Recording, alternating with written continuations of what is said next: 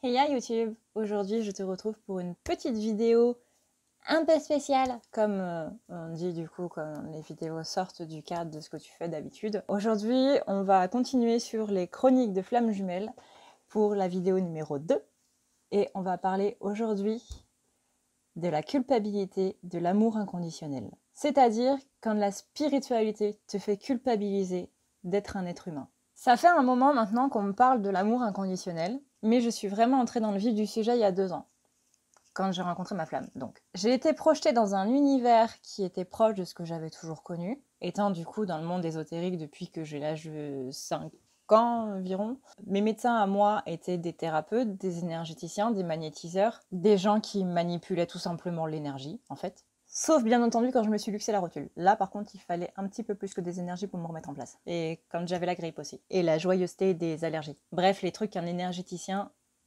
ne peut pas régler. Parce que l'énergie a quand même une certaine limite. L'énergie ne peut pas ressouder des os. Voilà. Donc il y a longtemps qu'on me parle de cet amour inconditionnel. Néanmoins, même si on m'avait brièvement parlé de cet amour-là, personne n'en parlait aussi profondément que dans le parcours des Flammes Jumelles. Et à vrai dire, personne n'en parle depuis quelques années. On parlait de cet amour inconditionnel, mais on ne savait pas vraiment ce que c'était. Et c'est vrai que depuis quelques années, que ce soit dans le parcours des Flammes Jumelles, de par le fait qu'il y ait plus de Flammes Jumelles qu'avant, de par le fait qu'il y ait Internet, des moyens de communication du coup à travers le monde où on peut se renseigner beaucoup plus qu'avant, on n'avait pas vraiment idée à quel point l'amour inconditionnel était vraiment inconditionnel, sans condition. Et tout ça, c'est ce que j'ai découvert du coup par la suite, donc il y a 2 ans. Quand j'ai su que j'étais flamme jumelle, je me suis littéralement jetée sur toutes les vidéos, sur tous les articles, sur tous les groupes, sur tout ce qui avait attrait aux flammes jumelles. Je voulais me renseigner sur absolument tout, je voulais tout savoir. J'étais comme un gigantesque trou dans l'océan Pacifique qui engloutirait absolument toute l'eau de l'océan. Je voulais absorber le plus de connaissances possible. Parce que je voulais savoir de quoi il en retournait, je voulais savoir de quoi il était question. Et c'est du coup à ce moment-là que je me suis mise au groupe Facebook. Sur les groupes Facebook, on parlait tout le temps de cet amour inconditionnel, de ce fameux amour inconditionnel. Mais au final, je me rends compte que peu de gens savent vraiment de quoi il en retourne. On en parlait simplement parce que c'était là et parce qu'il fallait l'atteindre. Mais comment faire pour l'atteindre? Ça, c'était démerde-toi.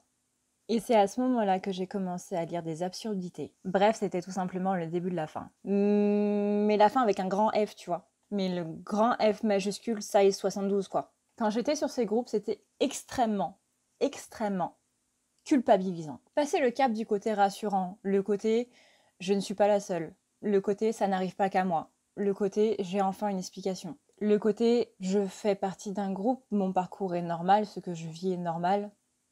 Et bien c'est à ce moment-là, une fois que tu as passé ce stade rassurant-là, que tu vas rentrer dans le stade accusation. Des accusations du genre « tu n'es pas amour inconditionnel », simplement parce que tu as marqué sur un post que tu étais en colère par rapport à une situation qui venait de t'arriver. Tu voulais simplement exposer ton vécu, tu voulais simplement donner un fait divers qui t'était arrivé et qui te mettait en colère, tu voulais juste le partager avec d'autres histoire d'avoir du soutien, et toi tout ce que tu te prends dans la gueule c'est « tu n'es pas amour inconditionnel ». Voilà. Voilà. J'ai donc passé environ 5 mois, de 2 à 5 mois je crois. Oui, j'ai passé 2 mois du coup à me dire cool, je suis pas la seule. Et j'ai passé les 3 autres mois à lire des accusations dans tous les sens et à culpabiliser parce que j'étais pas dans l'amour inconditionnel. Et là on se pose. Pendant 3 mois, j'ai lu des « va regarder en toi » sans vraiment connaître le sens réel de cette phrase. J'avais juste envie de dire « regardez en moi ». Enfin, t'es gentille Josiane, hein, mais tu m'aides pas là. J'ai fini par haïr cette phrase qui était juste sortie comme un bonjour, simplement parce que tu disais que tu n'allais pas bien. Au lieu de donner simplement du soutien comme la personne était venue le chercher, on le martèle en lui disant de regarder en lui. Non. Surtout qu'on ne va pas lui dire comment faire. On lui balance juste cette phrase. C'est tout. Enfin, cette phrase-là ou tout autre dérivé, hein, parce qu'il y en a pas mal, en fait. Oui, mais non. Non, juste complètement. Non. Pire encore, j'ai commencé à lire des « la colère, c'est pas bien ». Cool, on nous balance maintenant des phrases qu'on t'apprend en primaire et qui vont faire de toi une névrosée et possiblement futur psychopathe en série parce que tu ne sauras pas gérer ta colère. On va juste te dire que c'est pas bien Donc du coup, tu vas la refouler à l'intérieur de toi et tu vas la ressortir aux pleines lunes.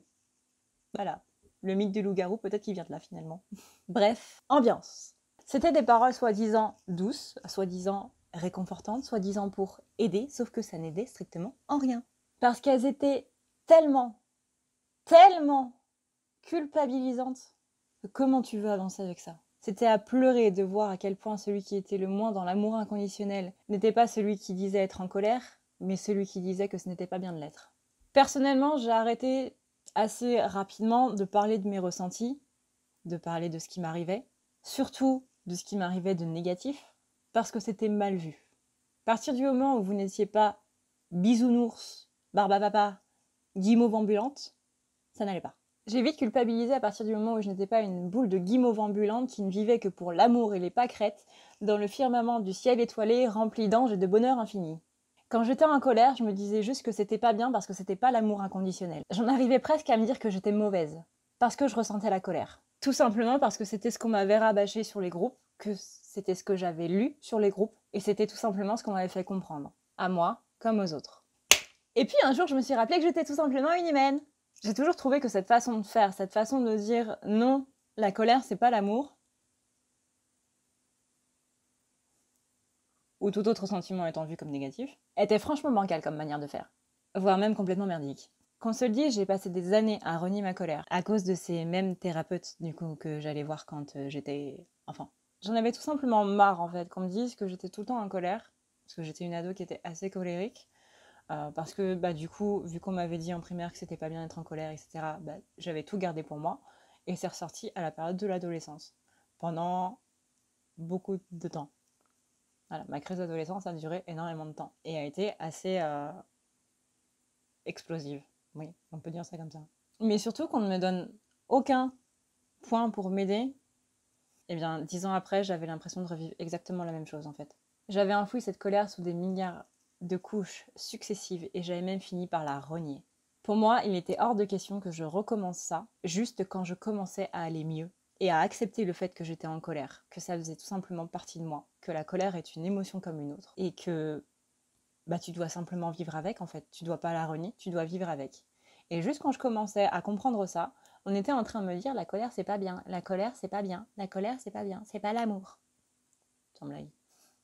Il était donc hors de question que je recommence à enfouir ma colère sous des couches et des couches et des couches de déni, juste quand je commençais à aller mieux avec ça, parce que je commençais à la maîtriser mieux. Ces gens-là étaient en train de foutre en l'air le travail d'une vie, sous prétexte qu'il fallait être amour inconditionnel et amour envers les autres. Mais tu ne sais même pas ce que c'est que l'amour inconditionnel. On en oubliait tout simplement le plus important, c'est-à-dire être amour envers soi-même. Parce qu'à la base, l'amour inconditionnel, c'est surtout une affaire à voir avec soi-même. Et les autres passent après. C'est foutrement égoïste, hein, mais tant pis. J'ai envie de te dire qu'on en a rien à foutre. Voilà, on devient égoïste à raison. Alors, il ne s'agit pas non plus de prendre la dernière part du gâteau au chocolat à chaque fois. Hein. Il y a des limites quand même. Le fait est que l'être humain est humain parce qu'il est complexe. Là-dessus, je pense qu'on sera tous plus ou moins d'accord. Il est empli de sentiments tout aussi complexes et d'un système de pensée et d'action qui en résulte encore plus bordélique. On est sur Terre pour expérimenter les émotions. Toutes les émotions.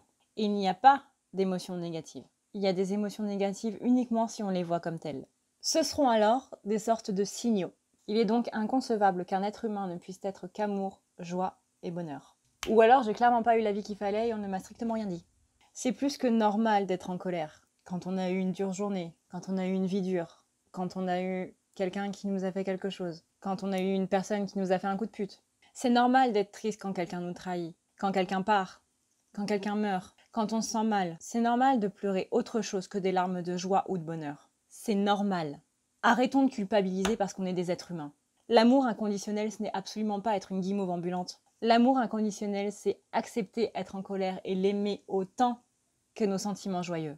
On est amour inconditionnel envers nous-mêmes à partir du moment où on fait la paix avec notre part sombre, avec notre mauvais côté que la société nous dépeint. Les sentiments négatifs tels que la colère, la peur, la culpabilité, la tristesse, la haine, tout ceci sont des moyens pour nous aider à avancer à condition de ne pas se laisser submerger. Donc plutôt que de les voir comme des sentiments qui nous plombent, voyons-là plutôt quelque chose qui nous pousse à aller de l'avant. La colère, par exemple, elle va nous servir de motivation. Elle est comme une énergie. Quand je demande à des gens de la visualité dans mes séances de thérapie, généralement, on va plutôt la voir comme une flamme, comme du feu.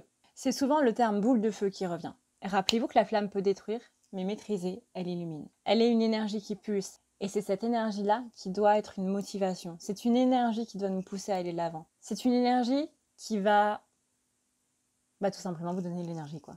Donc puisez dans cette force-là, puisez dans cette énergie-là, dans cette énergie de colère que vous avez, pour vous surpasser et non pas pour vous détruire. Parce que ce n'est pas une énergie qui détruit. Le feu peut purifier, tout comme il peut détruire. Encore une fois, la flamme peut détruire, mais maîtriser, elle illumine. En ce qui concerne la tristesse, elle sert à rebondir. Pas besoin d'épiloguer, je pense que c'est relativement clair. La tristesse est insidieuse, elle se cache souvent sous la colère. Mais une fois qu'on s'en rend compte qu'on a plus de tristesse que de colère, on a l'impression d'être tout simplement projeté au fond d'un gouffre. Que vous êtes là, au bord du gouffre, au bord d'une falaise, et qu'il y en a un derrière qui arrive et fait pouf! Et vous faites une chute libre tout en bas. Seulement, une fois qu'on a fini de pleurer, une fois qu'on est au fond du gouffre et qu'on a fini de se dire « il m'a trahi », on trouve la force et la motivation, via l'énergie de la colère donc, si t'as suivi, de nous propulser dans les airs pour pouvoir sortir de ce gouffre et pour pouvoir aller de l'avant. Et maintenant la peur, elle sert à se rassurer. Oui, je sais, c'est paradoxal dit comme ça, mais pourtant c'est le cas. Il n'y a pas de courage sans peur. Une personne courageuse n'est pas une personne qui n'a absolument peur de rien. Une personne qui n'a pas de peur, on appelle ça la témérité. C'est une personne téméraire. Une personne courageuse est une personne qui va au-devant de ses peurs, qui voit ses peurs et qui les affronte. Quand tu as peur de quelque chose mais que tu le fais quand même, ça s'appelle du courage. Une fois l'énergie de la colère emmagasinée, une fois la tristesse passée pour rebondir, on peut affronter nos peurs. Et c'est là qu'on sort de notre zone de confort, et c'est là qu'on se surpasse. Donc ces sentiments-là ne sont en rien des poids, ce sont des aides. Des aides qui nous disent « Eh, là, il y a un truc qui cloche !» Et à ce moment-là, va voir un toit, comme le disait Josiane. Mais du coup, comment on fait? On va tout simplement voir à quoi ce sentiment nous fait penser. À quel point, à quel ancrage dans notre passé il se rattache. Parce que cette colère-là, cette tristesse ou cette peur, elle fait forcément référence à quelque chose qui s'est passé dans ton passé. Tu sais, le fameux « j'ai l'impression de revivre la fois où j'ai ramené un 7 sur 20 à mes parents » ou le « ça me fait penser à cette fois où j'ai perdu mon chien ». Eh ben c'est exactement ça. C'est cette situation-là que tu dois travailler. Donc c'est bien beau de dire que tu dois bosser tes blessures. Mais si personne ne te dit comment, c'est pas demain la veille que tu vas être plus en accord avec toi-même. La seule et unique manière de soigner une blessure, c'est de travailler par étapes. Tu ne peux pas soigner une blessure dans son intégralité. Ça ne se peut pas. Et personne ne le pourra. Que ce soit un énergéticien, que ce soit le futur maître ascensionné de notre génération ou n'importe qui, ce n'est pas possible. La seule et unique manière de soigner une blessure, c'est de l'accepter et de la pardonner. Pardonner aux personnes qui sont impliquées, mais pardonner aussi à toi-même. C'est pardonner la situation dans son ensemble, pas la blessure dans son ensemble. Parce que ça, encore une fois, c'est pas possible. Pardonner la blessure dans son ensemble n'est absolument pas possible. Ça sert à rien de vouloir soigner une blessure dans sa globalité. C'est un peu comme vouloir avaler un Maxi Giants en une seule bouchée. Tu vois à quel point c'est un tout petit peu ridicule. Donc vas-y petit à petit. Non seulement tu vas t'épuiser à vouloir enlever la blessure dans sa globalité, mais en plus ça ne marchera pas. Et après tu vas culpabiliser et tu vas t'enfermer dans « je n'y arriverai pas, je suis nulle, je ne sais rien faire ». Et en plus on n'a jamais fini. Même si on a effectivement jamais fini. Oublie ces gens qui te disent que c'est pas bien. Oublie ces gens qui te disent que c'est pas bien d'être en colère. C'est pour ça qu'on a ce qu'on appelle des remontées karmiques, des remontées émotionnelles. C'est pour ça que la lune fait son taf de lune. Parce que la lune gère les marées, elle gère l'eau. Et l'eau, c'est quoi? C'est les émotions. Voilà.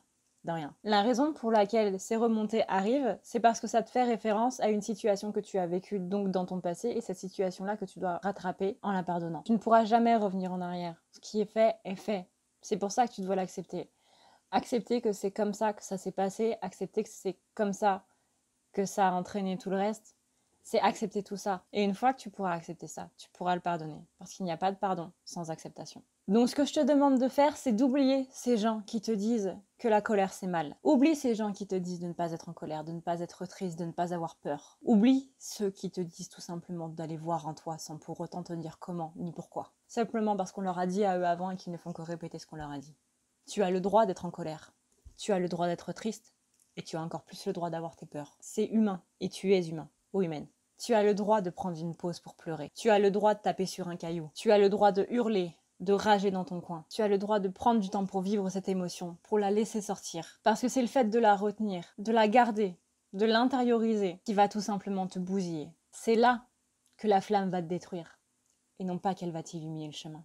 Alors laisse tes émotions vivre leur vie, ne les retiens pas. Surtout pas. S'il te plaît. Sinon, bah, t'es tout simplement bon pour qu'il puisse ressortir à la prochaine pleine lune et tu vas juste taper sur ta peluche Winnie l'ourson et il va prendre cher. Ou alors tu vas gueuler sur tes collègues, ou alors tu vas t'énerver pour un rien, tu vas être à fleur de peau, etc., etc. Bref. Ambiance. Ne culpabilise pas d'être humain. Ne culpabilise pas d'être ce que tu es. Et encore moins de ce que tu as vécu. Accueille cette émotion comme une bonne amie qui arrive, que t'as pas vue depuis longtemps, ou que tu connais bien, et qui squatte un petit peu chez toi sur ton canapé. C'est pas grave. Fais en sorte que ces émotions négatives soient tes amis. Ne les traite pas comme ton pire ennemi. Tu verras que la vie sera beaucoup, beaucoup plus facile. Ça demande beaucoup plus d'énergie de haïr quelqu'un que de lui pardonner. J'espère que cette petite vidéo te fera déculpabiliser de certaines choses. J'espère qu'elle t'aura fait du bien. J'espère qu'elle t'apportera certaines réponses. Et surtout, surtout, qu'elle te permettra d'avancer un peu mieux. Je te retrouve pour une prochaine vidéo des chroniques des flammes jumelles. Je ne sais pas quand exactement, parce que je vais éviter de donner du temps, étant donné que je ne le respecte strictement jamais.